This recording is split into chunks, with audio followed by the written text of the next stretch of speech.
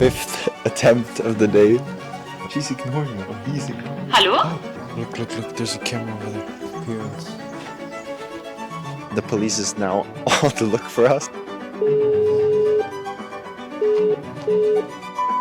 Unfortunately, he's not here this weekend. Today's really not our day. I started from nothing. That's what makes a 1%er. You have like Bugattis, Ferraris. You have to update your knowledge as well as you update your iPhone. Oh my god. Oh my god. Guys, we're in. On our way to Gstaad, guys. Let's go.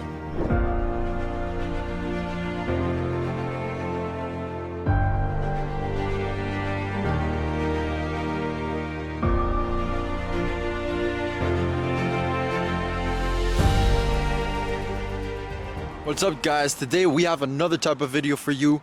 We're gonna be going to these entrepreneurs, but this time we're gonna be having a more in-depth 101 masterclass for you guys. So be ready, because this is a different type of content, but one that is gonna bring lots more value for you guys. So let's go. All right, guys, we're gonna try our first house. Oh my god. Maybe they're just not home. It's really not season.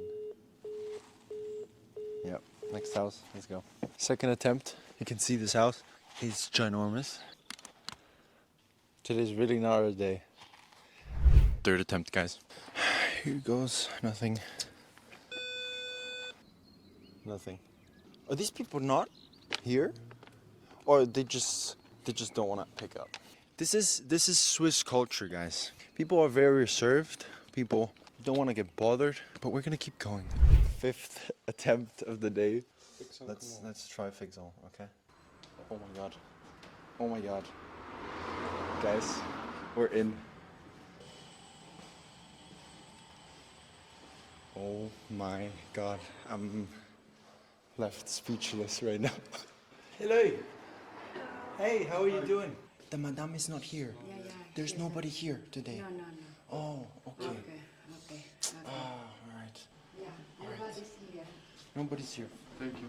Thank you so much. It's okay because he's not here. That's my colleagues. Yeah. This is my colleague. Hello, sir. Hey. So we are here around Switzerland and Gstaad today, and we go around and speak with top entrepreneurs. And I was just wondering if you were an entrepreneur yourself. No, we're not. No. Okay, no problem. Thank you so much. Sorry to disturb you. Have a nice one. Bye bye.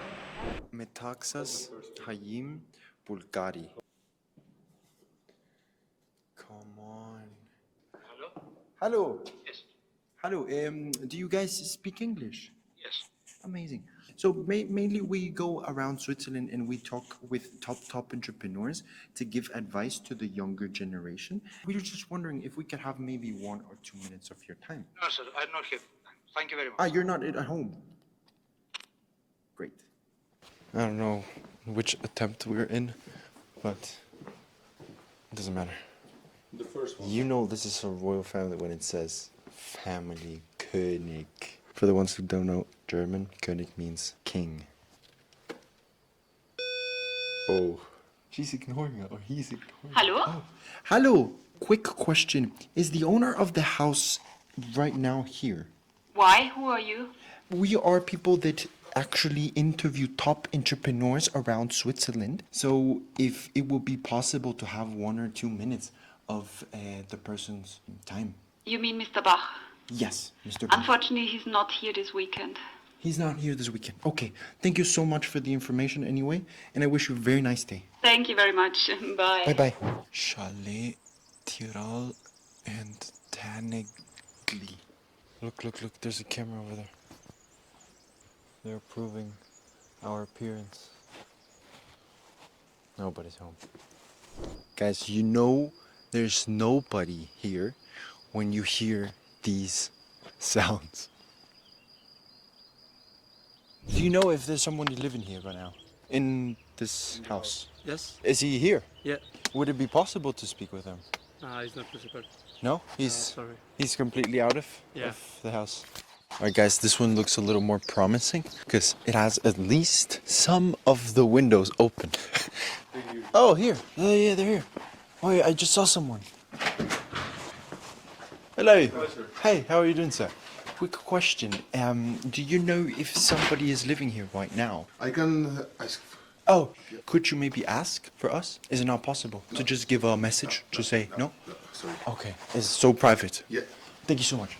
Have a nice one. Bye-bye. Guys, you can see that these people are very, very private people. They're most probably from royal families that do not share any information with any strangers. So we're going to keep going and trying to find those guys. Let's go. Guys, so we just encountered a very specific situation where we were reported by somebody and the police is now on the look for us. So unfortunately, we are going to have to pause this, at least for now, and we'll keep you updated on what happens. Let's go. After visiting several homes throughout the whole day and not spotting a single genteel entrepreneur on the streets of Gstaad, we realized it was time to pivot. So we decided to return in season. And that's where things changed. Ben, Yes. very nice to meet you, Ben. So tell me, what industry did you decide to follow in your career? I was in the hospitality industry. Okay. And how long have you been already in hospitality? I was in it for 35 years or so. Wow. Tell me, you said that you operate your business in different countries. So which country do you operate in? I operated all over America, but now I have a place in Bermuda. Tell me, we're with the younger generation that would also like to become entrepreneurs and have your values and you create something upon it. So what would you say that right now somebody should get into? So you said the key word, Yes. it's value. Second thing, the business that you want to get into, it's something that you believe in, something that you love. Those two. Okay. Did you always love hospitality? Did you always knew that this was something? Yes, you wanted I to knew do? that was my call. I knew that's what I did it, and I started from the bottom. I ended up being the CEO of large luxury resorts. Did you come from a wealthy family though, No. or you started from your own? No, I started from nothing. From nothing. That's amazing. That's inspiring. Okay, Of course. I started nothing. I had my mother and father were poor working people. We had nothing. We are lucky to have food on our tables. Wow. And you said you started with nothing, right? So what would you say is a good strategy to raise your capital? Whatever it is a passion. Okay. It's something that you're gonna wake up in the morning and you are willing to do it. It's not about the money. If you are chasing money, good luck. You're passionate and you're willing to sacrifice it and believe in it and stick to it. Keep educating yourself. Keep changing your games. It's a journey. It's a process. Exactly. It's a grinding. It takes time. How old were you when you made your first huge amount of money? Well, money comes gradually. Okay, so you have to appreciate money. So you evolve with your money and knowing what to do with it. It's easy to make it, but how are you going to make it grow? Of course. And approximately how old were you when you started? When you had that big change in your life of money? I think I struggled probably from 16 to 25. I've been on my Yes. own from was 16 years old, Yeah. and 25 I started having money. Okay. What would you say was the influence that your family had in your financial success, perhaps? Well, I got married late, Late. Okay. okay, and I had my kids late. So to me, when I was enjoying life and I wasn't making money and I wasn't thinking about having family, but I knew that if I want to have a family, my priority gonna shift. Of course. Yeah. So it's no longer about me, it's no longer about my family, it's about my kids. That's why I'm here. My solely purpose why I'm in Switzerland is to educate my kids. So my kids here are in school. Afterwards, you decided to automate your business, and now you're fully concentrated with your family, and Yeah. you believe in your freedom. Yeah, that's it. I'll travel and be with my family. If you make money, you gotta be able to enjoy it. So you gotta have a life, you gotta know what you want before you start thinking about money. Money comes and goes. What would you say is a way that somebody can find what is it that they're passionate about? What do you think? It's you. You gotta ask yourself what makes you wake up in the morning. What it is that's something that I love to do. It's one life. I knew billionaires that were freaking miserable. So you gotta have a life. You gotta be happy with yourself. Money is not gonna make you happy. So if you are happy, you're gonna enjoy making money. If you are working to make money, you miss the concept. Because money does not make you happy. Thank you so much, really, Yeah? for your time. You're man. welcome. Josh Bolware. Josh, very nice to meet Yes, you. nice to meet you. What line of business are you in right now? So I'm in wealth management. You mentioned previously that you're an entrepreneur. What is it exactly that you're doing with entrepreneurship? Yeah, so I own a wealth management company, Hall of Fame Wealth. I'm a former college football coach, so I coached college football for 7 years and built a financial management practice that really serves professional athletes, entertainers, that kind of thing. Yeah, Oh, other wealthy amazing. people. Yeah, Okay, and how long have you been doing this for? the last decade. Yeah, I Last started in decade. 2015. How old are you now? I am 35, turning 36 soon. 25 you started. Wow. Yeah, Very cool. yeah. Did you have any degree or something? Yeah, I did. So I earned my bachelor's at Florida State University and then earned an MBA and a second master's while I was coaching college ball. Okay, what Yeah. got you into that space specifically? So I played my whole life. I grew up playing football, basketball, baseball, that kind of stuff. And sports had a big effect on me growing up and kind of made me the person that I became today. I had the good fortune of working with a number of athletes as a coach that went on to play in the NFL and unfortunately saw how ill prepared they were for that economic change, right? Going from not having money to having millions. And I realized there was a different way for me to help athletes besides coaching them on the field. So being able to coach them off the field instead. And in terms of the coaching per se, so what is one lesson that you've learned that you could probably share with with the younger generation that would also like to, let's say, reach that financial freedom and also have that space where they can grow in their careers, right? What is it one thing that you learned maybe that you would like to share? Yeah, I mean, I think one, just owning what you do. I mean, being an entrepreneur is not for everyone. I think you have to know yourself and know if you're really cut out to do that and be a business owner. Yeah. But if you have that inside you, once you've done it, once you've been a business owner, you can't go back, right? Like controlling your own schedule, your own life, your own success. Doesn't matter what I did, I cannot go back to being an employee. Right, waiting on someone else to tell you deserve a raise or you deserve a promotion, etc. So I think just being a business owner, being a master of your craft, right? I don't care what it is you do, like whether you're in finance, whether you're in teaching, I don't care if you're a janitor, but being a true master of your craft, I think is one of the biggest things that I would just share and really highlight. Yeah. And you mentioned something also important. You mentioned that not everybody is really prepared to be an entrepreneur. Correct. How would you say, in your opinion, someone is cut to be an entrepreneur? Well, you're a self-starter, first of all, right? So if you're not an employee, you don't have someone telling you, hey, you need to start at this time, you need to finish your day at this time, et cetera, right? So early on in my career and building a financial practice, I mean, there was no 9 to 5, right? Yeah. It was wake up early in the morning, 5 a.m., 6 a.m., you're getting started. I was working like that till midnight, doing whatever I could to make the right connections, again, become a master of my own craft. And by doing that, that's how I've reached where I am today, is by going above and beyond. And, I think that's necessary for any entrepreneur, right? Early on, you have to have that fire in your stomach and drive to really build something big. What is something you as a coach that you've seen, a trait that would qualify them as they can actually do this, right? What is it that they need to become that type of person? Ironically, it's the same thing that leads to being a successful business owner, right? It's like, do you have the drive to, right? You can say you want to be a pro athlete. You can say you want to be a successful business owner. You can say you want to be rich. You can say anything. Does the video, right? Do your actions back that up? When the rest of the team gets done lifting weights, are you the one that's closing down the gym? Anytime you look at the most successful athletes in the world, they all have that same trait. Extremely dedicated to their craft. They outwork all their other peers. And that's what makes a 1%er in any realm, right? Whether it's business, whether it's life, whether it's athletics. Are you going to put in that 1% effort if you want to have that 1% lifestyle? Really good advice. Thank you so much, Josh. Yeah, thank you. Appreciate Wish you a very nice time here in Gstaad. Thanks, man. Appreciate it. Thanks. Who are we here with? Philip Benitez. Pleasure to meet you. Nice to meet you. So, how did you decide to start this entrepreneurial career of yours? Well, I'm a car passionate and I always loved cars. And I found out myself an opportunity to work with cars because we work with our company is the Gstaad Car Spa and we work with the luxury cars.